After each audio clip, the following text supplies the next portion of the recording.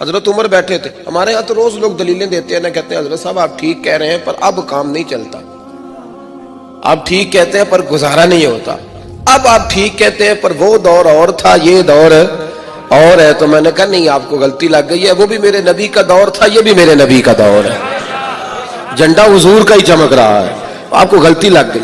اب لوگ دلائل دیتے ہیں. حضرت عمر گھر میں بیٹھے تھے تو ان کا بیٹا بھی ساتھ بیٹھا تھا, کسی مسئلے پر بات ہونے لگی. حضرت عمر نے اپنی بات کی مضبوطی میں نبی پاک علیہ السلام کا ایک فرمان سنایا. تو آپ کا صاحبزادہ کہنے لگا ابا جی وہ تو ٹھیک ہے, لیکن جب یہ لفظ اس کی زبان پہ آئے تو حضرت عمر نے تلوار نکال لی. فرمایا اٹھ نکل میرے گھر سے, میں رسول اللہ کی بات کرتا ہوں تو اگر مگر کرتا ہے, میں حضور کا فرمان سنا رہا ہوں تو اگر مگر کرتا ہے, نکل جا, کوئی جگہ نہیں تیرے لیے, چل دوڑ جا. جو میرے نبی پاک کا فرمان آنے کے بعد اگر مگر کرے وہ عمر کی چھت کے نیچے نہیں رہ سکتا, چل نکل. یہ کوئی بات ہے؟ پیار بھی کرتا ہے, کلمہ بھی پڑھتا ہے, اگر مگر بھی کرتا ہے. کہتا ہے نہیں جی ابھی انتظار کر رہا ہوں, دیکھ رہا ہوں, سوچ رہا ہوں. بھئی تو مسلمان ہے, اب تیرا کام ماننا ہے, تو نے عمل کرنا ہے, تو نے لے تو لا اللہ نہیں کرنا, تو نے بات مانی. حضرت عمر نے گھر سے نکال دیا. بچہ کئی دن منتیں کرتا رہا, کوئی نہیں چھٹی ملی گھر آنے کی, کوئی نہیں چھٹی ملی. وہ امیر المومنین حضرت ابو بکر صدیق کے پاس گئے, کہنے لگے ابا جی سخت ہیں, آپ کو پہلے بھی پتا ہے, میری سفارش تو کریں. تو جناب صدیق اکبر گھر آئے, کہنے لگے چل بس کر, تو سخت ہی ہو جاتا ہے, چھوڑ دے. کہنے لگے ابو بکر تمہیں پتہ ہے اس نے کیا کیا ہے؟ کہا ہاں, یہ کہتا ہے کہ حدیث میں وہی تائید ہی کرنے لگا تھا بس, لیکن نکل گیا منہ سے.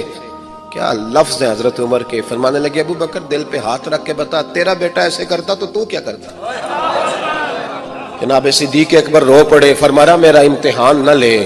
ابو بکر رو پڑے, میرا امتحان نہ لے, مجھ سے نہ پوچھ کہ میرا بیٹا حضور کے مقابلے میں اگر مگر کرتا تو آپ کیا کرتے. تو جناب ابو بکر فرمانے لگے تو نے تو تلوار اٹھائی تھی نا, میں نے مار بھی دینی تھی, تو اٹھائی تھی. اگر مگر یہ غلام ہے, یہ نبی پاک کا غلام ہے, اس کو کہہ دیا جھوٹ حرام ہے تو کہتا میرا گزارا نہیں, اس کو کہا گیا یہ چیز غلط ہے تو کہتا کام نہیں چلتا. تو غلام ہے جس کو آپ نے غلام رکھا ہوا ہے, نوکر رکھا ہوا ہے. آپ اس کو کہیں جا 5 کلو چینی لے آ, وہ اگر آپ سے کہے نہیں 2.5 کلو منگا لو, مان لو گے بات؟ وہ کہے نہیں جی ابھی ٹائم نہیں, 5 کلو کیسے اٹھاؤں گا, بڑا مشکل کام ہے, 10 کلو سبزی بھی تو لانی ہے, تو مان لیتے ہو. اللہ رسول کو کہتے ہو آہستہ آہستہ نماز پڑھوں گا, آہستہ آہستہ نیک ہو جاؤں گا. امام احمد بن حنبل رحمت اللہ تعالی علیہ فرماتے ہیں مارکیٹ گیا, منڈی گیا, ایک غلام خرید کے لایا. گھر لا کے میں نے اس کو پوچھا تیرا نام کیا ہے؟ کہنے لگا حضور غلاموں کا نام نہیں ہوتا, آپ کسی اور کو بھی آواز دیں گے تو میں سمجھوں گا مجھے ہی بلا رہے ہیں. آپ نے فرمایا تو کھائے گا کیا؟ کہنے لگا حضور غلاموں کے نخرے نہیں ہوتے. امام صاحب فرماتے ہیں مجھے وجد ہو گیا اس کی باتوں سے, میرا وجود کے رونگٹے کھڑے ہو گئے. میں نے تیسرا سوال پوچھا, میں نے کہا تو یہ کمرے ہیں حجرے کوئی پسند کر لے, کہاں رہے گا؟ کہتے ہیں وہ رو پڑا, میرے پاس آ گیا.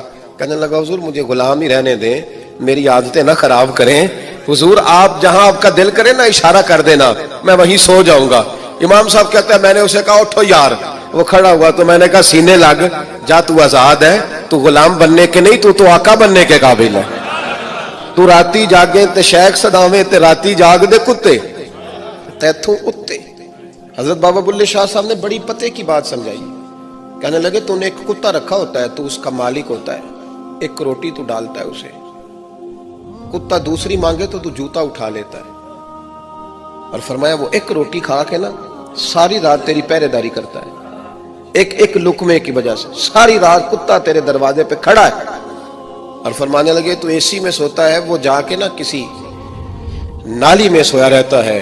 فرمایا جس کا تو مالک ہے تو اپنی نعمت دیکھ اور اس کی نوکری دیکھ. اب یہ دیکھ جو تیرا مالک ہے اس کی نعمتیں کتنی ہیں اور تیری نوکری کتنی ہے, یہ ذرا غور کر. فرمانے لگے راتی جاگیں تے شیخ صداویں, راتی جاگ دے کتے تیتھوں اتے, مالک دا در مول نہیں چھڑ دے, پاویں مارو 100 جتے تیتھوں اتے. ایک برکی دا قدر پچھانن, پاویں مالک ہو من ستے تیتھوں اتے. اٹھ بلیا چل یار منا لے, نہیں تے بازی لے گئے نہیں کتے. اٹھ بلیا چل یار منا لے, نہیں تے پھر بازی لے گئے نہیں, وہ تو بازی لے گئے, آگے گزر گئے. بھائی ایمان کا مطلب ہے مان لیا تو بس مان لیا تو بس. مسلمان کہہ رہا ہے کیسے ہوگا جی, نماز پڑھنے سے برکت کیسے ہوگی؟ اللہ کہتا ہے ایسے ہوگی کہ وَيَرْزُقْهُ مِنْ حَيْثُ لَا يَحْتَسِبُ, جب تو مجھ سے ڈرے گا تو میں وہاں سے روزی دوں گا کہ تیرا کبھی گمان بھی نہیں گیا ہوگا.